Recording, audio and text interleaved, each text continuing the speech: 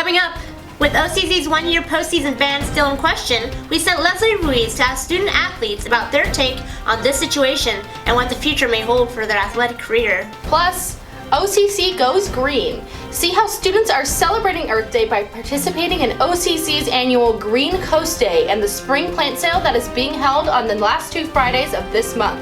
All that and more coming up on Pirate News Network.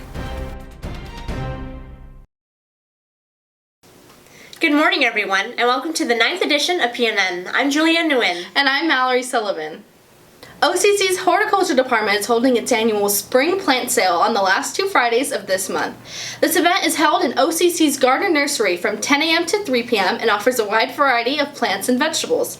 All of the proceeds of this event will go towards scholarships and programs for the horticulture students here on campus. Spring Plant Sale is something we've been doing for about 35 years. We grow plants in our propagation class, and we end up with a whole variety of different kinds of plant material. The money that we make on our plant sales, any of our plant sales, and we have 3 spring plant sales, 1 poinsettia sale, and 1 fall plant sale. But all of the proceeds of that money go back into the department, and they fund student projects. They help us buy materials for our plant propagation class. They help us buy materials that we need around the department. We've got about 3.5 acres here that we have to maintain. OCC's men's volleyball team continued their 11-game winning streak against Grossmont College on Friday and won 3 sets to 0. This win puts the Pirates at 20-2 overall and 13-1 in conference play this season, making it their most successful season that the team has ever had. I just think the energy was there. We were connecting as a team, being in the last game too, and going to the playoffs. I just think that we had that momentum from the whole week, just carrying us over. We just had to push through because either win or lose, we still got first place in the league. We battled, we had some people in different positions.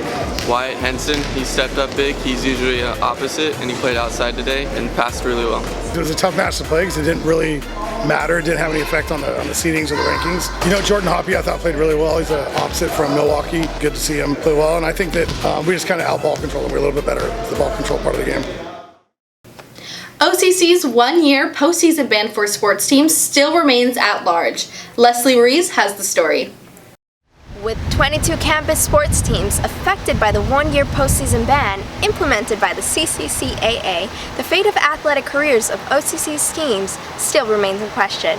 I was able to speak to some of the affected students, and I got their opinion on how this conflict is impacting their team and where their athletic career is headed due to this ban.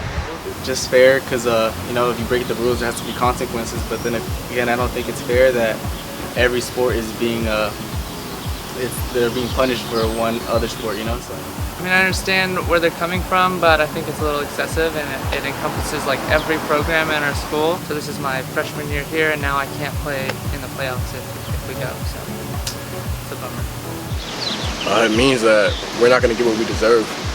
So if we beat every other team in our league, we're still not going to be able to show out in playoffs, and that's kind of heartbreaking. But I don't think it's fair for other sports that really deserve to like go out of their way to train all these months and train all the summer, especially for cross country, going through like sweat, pain, tears, just to try to make it a state, but we can't now. So it's kind of like it's hard on like the motivation now, but it's just like gotta push through, I guess.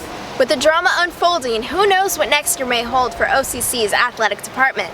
This is Leslie Ruiz with Pirate News Network. Back to you in the studio. OCC's Honors Program hosted its 11th annual Green Coast Day on Wednesday. This event promoted environmental awareness and gave students an in-depth look on the California water crisis. Dennis Kelly also recognized students for their outstanding academic success and commitment to their field with the Garrison Fellows Award. So it's so nice. It's the best day of the year, right? We see all the wonderful students. Very, very worthy and very happy to have you get this honor.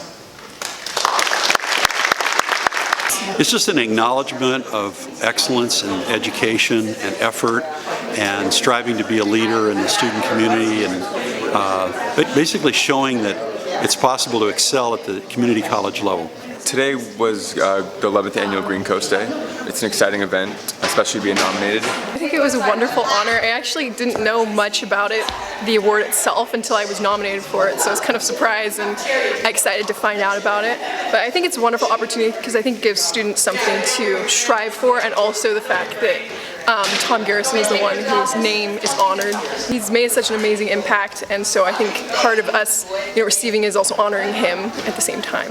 And that does it for this edition of PNN. You can follow us on Twitter or email us with any questions or comments you may have. From all of us here in the studio, thank you for tuning in. And we hope to see you on our next edition.